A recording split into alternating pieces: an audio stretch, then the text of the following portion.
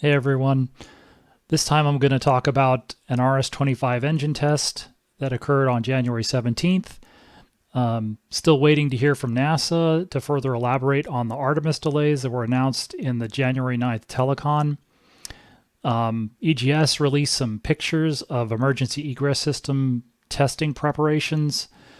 The Orion environmental test article, which is the Artemis I crew module, arrived in Ohio for its testing, and one of the House Oversight Committees held a hearing.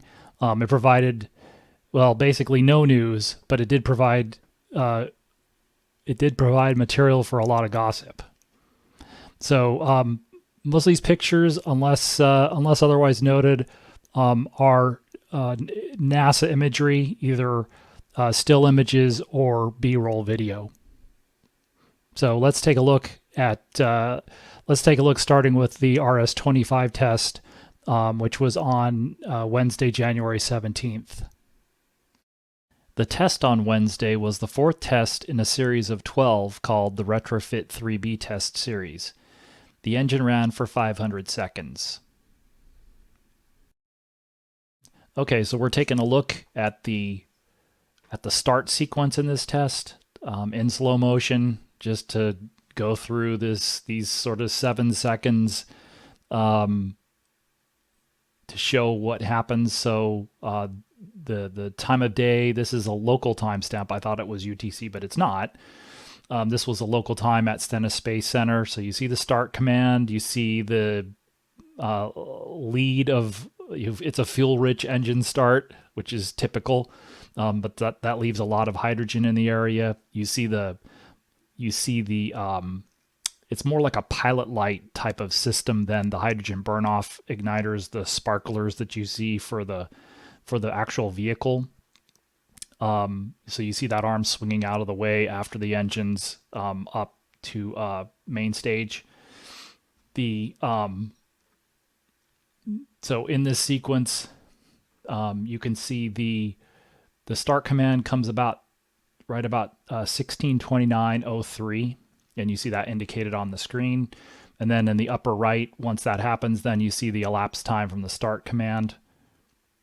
You can see the hydrogen. You can see all that hydrogen, free hydrogen in the area. You see the engine starting up. You can already see the shock diamond. You can see already the engine's pretty much reached 100%, which is where they start to for all of these tests. That's just kind of a standard. And then at that 6.36 seconds point, then the engine, then that's basically when that's the T0 time from the engine start command, from the first engine start command for SLS. And for these tests, that's basically where the throttle profile for the test will begin. In this case, the throttle profile for the test was maybe a little less busy than has seen on other tests in the sequence. But again, this is that start sequence again. You can see the engine's reached main stage. It's reached 100%. And then when you get to 6.36, 6.4 seconds, then you see the shock diamond kind of disappears into the flame bucket as the engine throttles up to either 111 or 113% for this test. The news release said that the engine was throttled between 80% and 113%, but that does not indicate what the power setting was when they throttled up right after ignition. So now we're taking a look at the throttle down to 80%, which is minimum power level. This occurred, you can see, about 475 seconds into the 500-second test.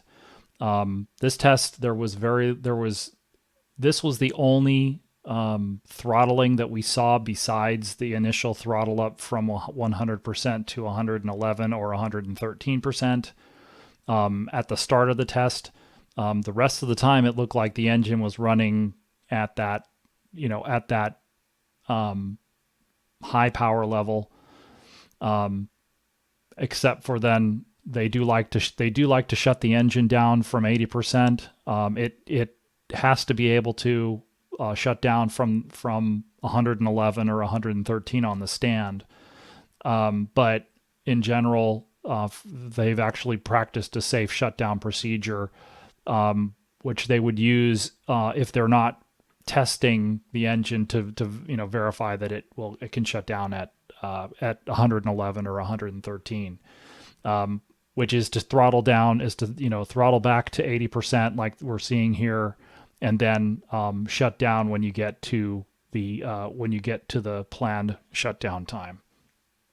And so this is what it looks like when the engine's running at 80%. And if you look at previous tests, well, in a lot of tests, this type of they will throttle the engine down or take the engine through a throttle profile that's basically nothing like a flight profile. For a flight profile, the engine will throttle up to max thrust, stay there until the vehicle gets to a maximum dynamic pressure region, and then the engines can be throttled back if the vehicle needs that. There's another, they call those throttle buckets, because if you look at the throttle level plotted against time, it looks like a little bucket. There's another bucket at right around solid rocket booster separation for the forward attach points between the solid rocket boosters and the core stage, because they're using space shuttle hardware for the remaining solid rocket motor case hardware and attach hardware from shuttle. The engines throttle down they don't throttle down as much as they would for max Q necessarily. I think they throttle down to around 95%, and then they go back up to 109 for the first 4 flights, 111 for once the production restart hardware begins to fly. And that's for maybe 10 seconds max, and then the engines stay at their max throttle setting all the way until the vehicle gets to its maximum acceleration limits. And then just like with shuttle had 3G maximum acceleration. SLS, I believe, is a little bit higher than that, but it's still in that 3G range. And once they reach that, the engines are slow. The engines are throttled back to maintain that maximum acceleration, because obviously, if the higher the acceleration that the vehicle could handle, the better performance. So they're balancing structural and other vehicle limits against performance. So, but for these tests, they will throttle the engine up and down to different throttle settings throughout the test. This was an exception where it looked like between they cut back and forth between this camera quite a bit, so we didn't see this the full time. But the during a lot of these tests, they will throttle up and down from max throttle to min throttle. Sometimes they'll throttle in between, and so this test was similar to a test that I attended way back pre-COVID. I think it was in early 2019, and it was as a part of these retrofit tests where what they wanted to do in that case was, and it's possible that this test was very similar. In that test, they started throttled up to 113% and then just held that for the entire 500 seconds until they reached this point, like in this test, about 25 seconds before the shutdown command. So they started at 100, went up to 113, held that for almost 8 minutes, and then right before shutdown, throttled down to 80% and then cut off. And it's possible that this test was very similar to that. Retrofit 3B is the last hot fire test series planned as a part of the certification of RS-25 production restart. That's for flight engines in production that will begin flying on Artemis V. The test firings are mostly certifying, as it says, the production process as restarted after 10 to 15 years. That's when SSME production for the shuttle program ended. But the production process is also using new and modern manufacturing methods like 3D printing. So the engine still has the same form, fit, and function pretty much as the SSME, but the RS-25 is also testing these new manufacturing methods, and also an upgraded and modified operating range that will be introduced with the Artemis V launch. Engine 0525 was used for this test, and it's being used for the Retrofit 3A and 3B test series. It was originally a Heritage SSME development engine that was inherited by the SLS program. Flight engines are rarely fired on the ground to minimize wear and tear, among other things. Ideally, flight engines would only be ground tested once for acceptance and then started once more for flight. The development engines are fired much more often as a part of a fleet leader type testing strategy. And both 0525 and the other shuttle development engine 0528 have been retrofitted with all new components with the exception of their original power heads. Aerojet Rocketdyne production builds most of the major components for the engine as line replacement units, and so all of those components are built at facilities. Most of the components are built in Canoga Park, which is in the Los Angeles area. Some of the turbopumps are built at Aerojet Rocketdyne, which is now part of L3 Harris, at their facilities in West Palm Beach. And then all of those components are shipped to the Stennis Space Center in southern Mississippi. Aerojet Rocketdyne has a final assembly facility there, which is basically co-located with the test stands at Stennis, and that's where the engines are assembled and then maintained and stored. Particularly the leftover space shuttle main engines that are going to be flying on Artemis III and Artemis IV. So the Artemis I engines flew and were expended. Artemis II engines are installed in core stage 2. Those will be flying hopefully next year. And then the Artemis III and Artemis IV engines are pretty much ready to be installed in those core stages when the programs get there.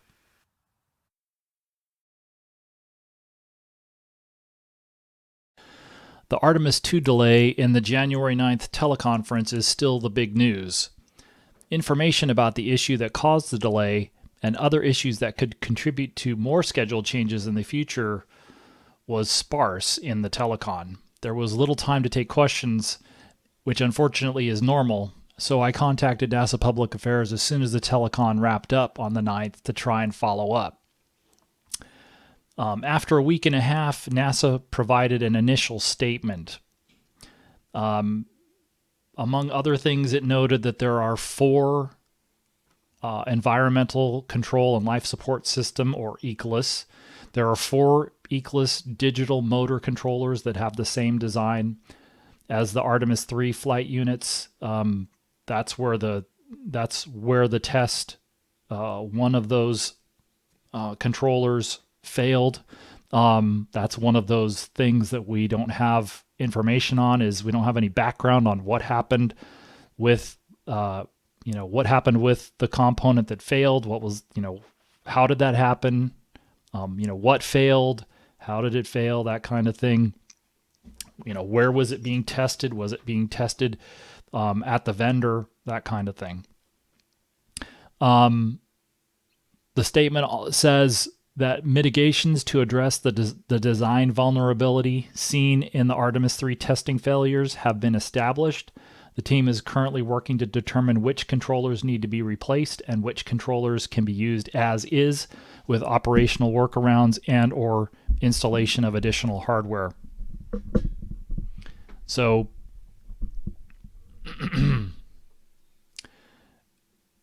in asking around, it sounds like the most specific piece of info about this circuit design issue was provided in the release that was put out possibly during the telecon, but it didn't provide any additional context. The circuit that was set in the telecon to need redesign is in a box called an AVTC, or air ventilation and temperature controller.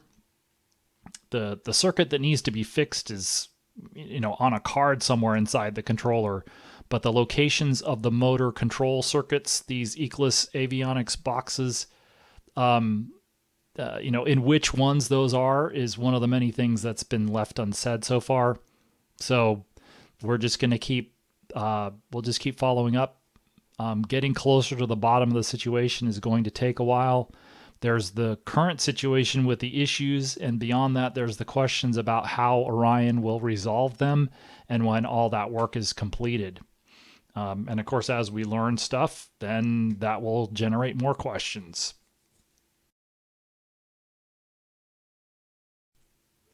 Exploration Ground Systems at Kennedy Space Center released 3 pictures of work at Pad 39B on Thursday, January 18th. The pictures were not released on Thursday. They were taken on Thursday. The still images show work to hook up one of the personnel baskets to the slide wires that run from the top of the mobile launcher umbilical tower down to the terminus area at the pad perimeter, where personnel can get out of the baskets and quickly reach a protective bunker. Now that the Artemis II target date has been pushed out 10 months, this is one of the signs that the mobile launcher Pad 39B verification and validation testing timeline has also been readjusted, is that we're just now seeing this emergency egress system work occur at a point in time where originally we had been expecting the mobile launcher to roll back to the VAB, which would have been a sign that all of this verification and validation testing had been completed. But as we see, this testing, this work is preparations to begin doing those tests, running the baskets down the slide wire lines. I had asked public affairs at Kennedy about whether anybody will be riding in the baskets, and that is not the plan right now. This was something that they gave us back last June. It says the emergency egress baskets will be tested multiple times and with different loadings during the verification and validation testing to ensure proper understanding, and that the models and analysis are calibrated to the real-world environment. Right now, so this is back in June, personnel are not planned to ride inside the baskets for these tests. The baskets will undergo testing with a temporary weight system to simulate full, semi-full, and empty baskets. So that's something that we'll be looking to see footage of, are those baskets, tests running the baskets from the top of the umbilical tower down to the terminus area. Also newly seen was imagery of the Artemis I Orion crew module, now reconfigured as the program's environmental test article, arriving at the Armstrong Test Facility in Ohio. The crew module arrived at the facility, which is a part of NASA's Glenn Research Center in the Cleveland area, on January 9th. Now, as this environmental test article, it will go through a series of acoustic, vibration, and pyroshock testing at abort levels as a part of the design certification of the crew-rated Orion that will fly for the first time on Artemis II. The testing at NASA Glenn is for the abort certification part of the overall crew rating Orion certification. The crew module is in a different configuration than for Artemis I. The heat shield carrier and base heat shield were removed, and the structural test article heat shield is being used for this testing. Only a single string of most of the avionics are still installed for these tests also. One of those questions coming out of the teleconference that was also on January 9th is whether any of this testing will factor into resolving the issue that came up during testing of Orion's batteries. The House of Representatives Science Committee, one of the authorizing committees for NASA, held a hearing during the week about Artemis. The hearing didn't reveal any news, but it did provide gossip material. During the hearing itself, the members from the Space and Aeronautics Subcommittee didn't press their questions to the witnesses. Everybody put their positions in the public record, and that was pretty much it. Dr. Mike Griffin, who was NASA administrator during most of George W. Bush's second presidential term, was one of the witnesses.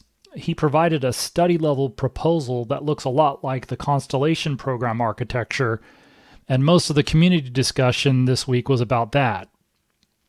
The proposal was submitted as a part of Dr. Griffin's written testimony, and members of the subcommittee didn't address it during the hearing.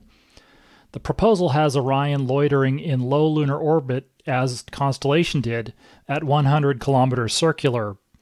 One interesting thing there was that Orion has other low lunar orbit challenges besides Delta V, but that is often the only challenge addressed, as it was in this proposal, although, again, just a single slide from it.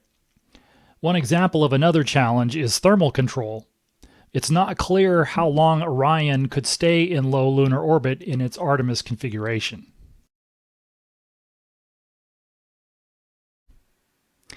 Thanks again for watching. Hope to see you again next time.